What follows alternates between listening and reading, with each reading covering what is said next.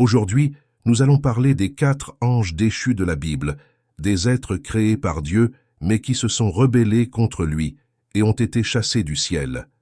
Qui sont ces anges? Que ont-ils fait pour mériter leur châtiment? Quel rôle jouent-ils dans le plan divin? Accompagnez-nous dans ce voyage à travers le monde des anges déchus. Les anges sont des êtres spirituels qui servent Dieu et exécutent ses ordres selon la Bible. Dieu créa les anges avant le monde et l'homme. Les anges louaient Dieu et l'adoraient, et certains d'entre eux avaient des fonctions spéciales comme messagers, gardiens ou guerriers. Parmi les anges, certains se distinguaient par leur beauté, leur pouvoir ou leur sagesse. Ce sont les archanges, les chefs des armées célestes. Cependant, tous les anges ne sont pas restés fidèles à Dieu. Certains se laissèrent emporter par l'orgueil, l'envie ou l'ambition, et décidèrent de défier l'autorité divine. Ce sont les anges déchus, ceux qui se détournèrent de la lumière et sombrèrent dans les ténèbres. La Bible mentionne 4 de ces anges déchus, les plus connus et les plus redoutés: Lucifer, Seiyaza, Azel et Belzébuth. Lucifer est le plus célèbre des anges déchus et aussi le plus puissant. Son nom signifie « porteur de lumière » et il était considéré comme l'ange le plus beau et le plus proche de Dieu. Selon la tradition chrétienne, Lucifer était l'archange en charge de la musique et du chant au ciel. Mais Lucifer ne se satisfaisait pas de sa position et voulait être égal ou supérieur à Dieu. Comme le prophète Isaïe l'a dit, « Tu as dit en ton cœur, je monterai au ciel, j'élèverai mon trône au-dessus des étoiles de Dieu, et je m'assiérai sur la montagne de l'assemblée, à l'extrémité du septentrion. » Ésaïe 14, 13. Lucifer persuada une partie des anges de se joindre à sa rébellion et affronta Dieu dans une guerre céleste. Mais Dieu envoya l'archange Michel et ses anges pour combattre Lucifer et ses partisans. La Bible dit « Et il y eut guerre dans le ciel. Michel et ses anges combattirent contre le dragon, et le dragon et ses anges combattirent, mais ils ne furent pas les plus forts, et leur place ne fut plus trouvée dans le ciel. Et il fut précipité, le grand dragon, le serpent ancien, appelé le diable et Satan, celui qui séduit toute la terre. Il fut précipité sur la terre, et ses anges furent précipités avec lui. » Apocalypse 12, 7, 9. Ainsi, Lucifer et ses anges déchus furent chassés du ciel et devinrent les démons. Lucifer, qui était le porteur de lumière, se transforma en Satan, l'adversaire. Depuis lors, Satan s'emploie à tenter et à tromper les êtres humains pour les éloigner de Dieu et les conduire au péché et à la perdition. Satan est l'ennemi de Dieu et de son peuple, le prince de ce monde. La Bible dit que Satan est le père du mensonge, le Dieu de ce siècle, et le lion rugissant qui rôde, cherchant qui dévorer. Seiyaza est un autre des anges déchus et aussi l'un des chefs de la rébellion. Son nom signifie « celui qui voit Dieu », et il était considéré comme l'ange le plus sage et le plus instruit des secrets célestes. Selon le livre d'Enoch, un texte apocryphe qui ne fait pas partie de la Bible mais qui est cité par certains auteurs bibliques, Seiyaza était le chef des veilleurs, un groupe d'anges envoyés par Dieu sur terre pour veiller et enseigner aux êtres humains. Mais Seiyaza et les veilleurs tombèrent amoureux des filles des hommes et s'unirent à elles, enfreignant la loi divine. Le livre d'Enoch dit « Et il arriva que lorsque les enfants des hommes se furent multipliés en ces jours-là, il naquit pour eux de belles et de ravissantes filles. Les veilleurs, fils du ciel, les virent et les désirèrent, et ils se dirent les uns aux autres, « Allons, choisissons-nous des femmes parmi les filles des hommes, et ayons des enfants avec elles. » Et Seiyaza, qui était leur chef, leur dit, « Je crains que vous ne vouliez pas accomplir cette action, et que je doive seul porter un grand péché. » Et ils lui répondirent tous et dirent, « Faisons tous un serment, et engageons-nous tous sous une malédiction à ne pas abandonner ce dessein, mais à l'exécuter véritablement. » Alors ils jurèrent tous ensemble, et s'engagèrent tous sous une malédiction, et ils étaient au total 200, qui descendirent sur Hardi, qui est le sommet du mont Hermon. Enoch 6, 1, 7. Seiyaza et les veilleurs prirent des femmes parmi les filles des hommes, et leur enseignèrent, ainsi qu'à leurs enfants, les secrets du ciel, comme l'astrologie, la magie, les plantes, les armes et les bijoux. Mais ces connaissances ne furent pas utilisées pour le bien, mais pour le mal, et la terre fut remplie de violence, de corruption et d'impiété. Les enfants des veilleurs et des femmes furent les Néphilim, des géants qui dévorèrent les hommes et les animaux et qui causaient des ravages sur la terre. Le livre d'Hénoch dit « Les géants dévorèrent tout le travail des hommes jusqu'à ce que les hommes ne puissent plus les soutenir. Alors, les géants se tournèrent contre les hommes pour les dévorer, et ils commencèrent à pécher contre les oiseaux, contre les bêtes, contre les reptiles, contre les poissons, et ils se dévoraient les uns les autres et buvaient leur sang. Alors la terre accusa les violents pour tout ce qui avait été fait en elle. » Hénoch 7, 1, 7. Dieu vit la méchanceté des hommes et des anges déchus et se repentit de les avoir créés. Il décida donc d'envoyer le déluge universel pour détruire toute vie sur terre, sauf Noé et sa famille, qui étaient justes et obéissants à Dieu. Dieu punit également Seïaza et les veilleurs et les enchaîna dans l'abîme, un lieu de ténèbres et de tourments où ils attendent le jugement final. Le livre d'Hénoch dit « Alors le Très-Haut, le Grand et le Saint, parla et envoya Uriel à la maison de Lamech et lui dit « Va vers Noé et dis-lui en mon nom, homme, cache-toi, et révèle-lui la fin qui approche, car toute la terre périra, et les eaux du déluge viendront sur toute la terre et détruiront tout ce qui s'y trouve.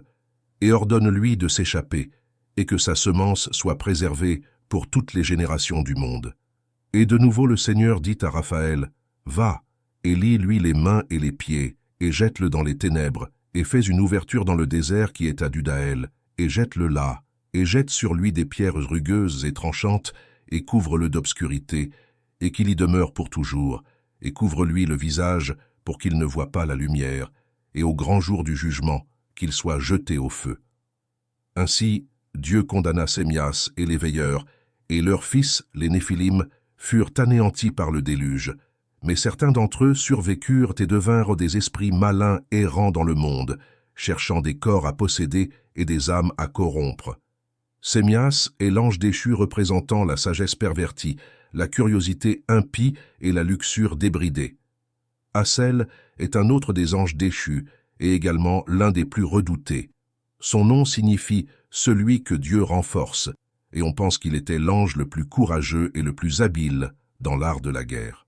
Selon le livre d'Hénoch, Hassel était l'un des veilleurs qui s'unirent aux femmes et leur enseignèrent les secrets du ciel. Mais Hassel se distingua en enseignant aux hommes à fabriquer des armes, des armures et des boucliers, et aux femmes à se maquiller les yeux, à se teindre les cheveux et à utiliser des bijoux et des ornements. Ainsi, Hassel introduisit la violence, la vanité et l'idolâtrie dans le monde. Le livre d'Hénoch dit « Hassel enseigna aux hommes à faire des épées et des couteaux, et des boucliers et des cuirasses, et leur enseigna sur les métaux de la terre et l'art de travailler, et des bracelets et des ornements, et l'usage de l'antimoine, et l'embellissement des paupières, et toutes sortes de pierres précieuses, et toutes sortes de colorants. Et il y eut beaucoup d'impiété, et les coutumes furent corrompues, et ils se livrèrent à la fornication, et ils furent égarés, et tous leurs chemins furent pervertis. Dieu punit également Hassel pour ses péchés, et le rendit responsable de toute la méchanceté qu'il avait causée sur terre. Dieu ordonna à l'archange Raphaël de le lier et de le jeter dans le désert, où il resterait jusqu'au jour du jugement. Le livre d'Hénoch dit « Et le Seigneur dit à Raphaël, va, et lie-lui les mains et les pieds, et jette-le dans les ténèbres, et fais une ouverture dans le désert qui est à Dudaël, et jette-le là, et jette sur lui des pierres rugueuses et tranchantes, et couvre-le d'obscurité, et qu'il y demeure pour toujours, et couvre-lui le visage pour qu'il ne voie pas la lumière, et au grand jour du jugement, qu'il soit jeté au feu. » La Bible mentionne également Hassel dans le livre du Lévitique, où le rituel du jour des expiations est décrit. Ce jour est le plus saint de l'année pour les Juifs. En ce jour-là, le grand prêtre devait prendre 2 boucs et tirer au sort sur eux, l'un pour le Seigneur et l'autre pour Hassel. Le bouc choisi pour le Seigneur devait être sacrifié comme offrande pour le péché, et son sang devait être aspergé sur le propitiatoire, l'endroit où la présence de Dieu se manifestait. Le bouc choisi pour Assel devait être emmené vivant dans le désert, et le grand prêtre devait mettre ses mains sur sa tête et confesser sur lui toutes les iniquités des fils d'Israël. Ainsi, le bouc porterait sur lui tous les péchés dans le désert, où se trouvait Assel. La Bible dit « Il prendra les 2 boucs et les présentera devant le Seigneur, à l'entrée de la tente de la rencontre. Aaron jettera le sort sur les 2 boucs, un sort pour le Seigneur et un sort pour Assel. Aaron amènera le bouc sur lequel le sort sera tombé pour le Seigneur et l'offrira en sacrifice pour le péché. Le bouc sur lequel le sort sera tombé pour Assel, il le présentera vivant devant le Seigneur pour faire l'expiation sur lui et le renverra à Assel dans le désert. Ce rituel symbolise l'expiation des péchés du peuple de Dieu et la séparation entre le sacré et le profane, entre Dieu et Assel. Certains interprètent que Hazel est le nom d'un lieu dans le désert et non d'un être, mais d'autres considèrent que Hazel est le nom d'un ange déchu qui représente la violence, la vanité et l'idolâtrie, et qui est l'ennemi de Dieu et de son peuple. Belzébuth est le dernier des anges déchus mentionnés dans la Bible, et aussi le plus mystérieux. Son nom signifie « Seigneur des mouches », et on croit qu'il était l'ange le plus répugnant et le plus dégoûtant. Selon la tradition juive, Belzébuth était le dieu des Philistins, un peuple ennemi d'Israël qui l'adorait dans la ville d'Écron. Les Philistins croyaient que Belzébuth avait le pouvoir de provoquer ou de guérir les fléaux, les maladies et les pestes, et qu'il était le seigneur des démons. La Bible dit « Et les hommes d'Asdod virent que c'était ainsi, et ils dirent « Que l'arche du Dieu d'Israël ne reste pas avec nous, car sa main est dure sur nous et sur notre Dieu Dagon. » Et ils envoyèrent chercher tous les princes des Philistins, et leur dirent « Que ferons-nous de l'arche du Dieu d'Israël » Et ils répondirent « Que l'arche du Dieu d'Israël passe à Gath. » Et ils passèrent là l'arche du Dieu d'Israël. Mais il arriva que, après qu'ils l'eurent passée, la main du Seigneur fut contre la ville avec une grande dévastation, et il frappa les hommes de cette ville, depuis le petit jusqu'au grand. Ensuite, ils envoyèrent l'arche de Dieu à Écron, où les habitants crièrent « On a fait passer chez nous l'arche du Dieu d'Israël pour nous faire mourir, nous et notre peuple. » Ils demandèrent alors « Envoyez l'arche du Dieu d'Israël et qu'elle retourne en son lieu, et qu'elle ne nous fasse pas mourir, nous et notre peuple, car il y avait une calamité de mort dans toute la ville, et la main de Dieu s'était lourdement appesantie là. » Belzébuth est également mentionné dans le Nouveau Testament, où il est identifié à Satan. Les pharisiens, les chefs religieux des Juifs, accusèrent Jésus d'expulser les démons par le pouvoir de Belzébuth, le prince des démons.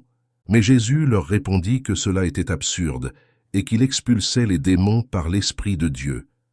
La Bible dit « Alors on lui amena un démoniaque aveugle et muet, et il le guérit, de sorte que l'aveugle et muet vit et parla. Et toute la foule était étonnée et disait « Celui-ci ne serait-il pas le fils de David ?» Mais les pharisiens, entendant cela, dirent « Il n'expulse pas les démons, si ce n'est par Belzébuth, prince des démons. » Jésus, connaissant leurs pensées, leur dit « Tout royaume divisé contre lui-même est dévasté, et toute ville ou maison divisée contre elle-même ne subsistera pas. Et si Satan chasse Satan, il est divisé contre lui-même. Comment donc son royaume subsistera-t-il? Et si moi, je chasse les démons par Belzébuth, par qui vos fils les chassent-ils? C'est pourquoi ils seront vos juges. Mais si c'est par l'Esprit de Dieu que je chasse les démons, alors le royaume de Dieu est venu jusqu'à vous. » Ainsi, Belzébuth est l'ange déchu qui représente la maladie, l'impureté et l'idolâtrie, et qui est le seigneur des mouches et des démons. Ce sont les 4 anges déchus de la Bible, ceux qui se sont rebellés contre Dieu et ont été chassés du ciel, Lucifer, le porteur de lumière. Devenu Satan, l'adversaire, Seyaza, celui qui voit Dieu devenu le chef des veilleurs, Assel, celui que Dieu fortifie devenu le seigneur des fléaux, et Belzébuth, le seigneur des mouches devenu le prince des démons. Ce sont les ennemis de Dieu et de son peuple, et les responsables de nombreux maux dans le monde. Mais ils n'ont pas le dernier mot, car ils sont destinés à la défaite et au châtiment éternel. La Bible dit « Et je vis descendre du ciel un ange qui avait la clé de l'abîme et une grande chaîne dans sa main. Il saisit le dragon, le serpent ancien, qui est le diable et Satan, et le lia pour 1000 ans. Il le jeta dans l'abîme qu'il ferma et scella au-dessus de lui, afin qu'il ne séduisît plus les nations, jusqu'à ce que les 1000 ans fussent accomplis. Après cela, il faut qu'il soit délié pour un peu de temps. Et je vis des trônes, et à ceux qui s'y assirent fut donné le pouvoir de juger. Et je vis les âmes de ceux qui avaient été décapités à cause du témoignage de Jésus et à cause de la parole de Dieu, et de ceux qui n'avaient pas adoré la bête ni son image, et qui n'avaient pas reçu la marque sur leur front et sur leurs mains. Ils revinrent à la vie, et ils régnèrent avec Christ pendant 1000 ans. Les autres morts ne revinrent point à la vie jusqu'à ce que les 1000 ans fussent accomplis. C'est la première résurrection. Heureux et saints ceux qui ont part à la première résurrection. La seconde mort n'a point de pouvoir sur eux, mais ils seront sacrificateurs de Dieu et de Christ, et ils régneront avec lui pendant 1000 ans. Quand les 1000 ans seront accomplis, Satan sera relâché de sa prison, et il sortira pour séduire les nations qui sont aux 4 coins de la terre, Gog et Magog, afin de les rassembler pour la guerre. Ils sont en nombre comme le sable de la mer. Et ils montèrent sur la surface de la terre, et ils investirent le camp des saints et la ville bien-aimée.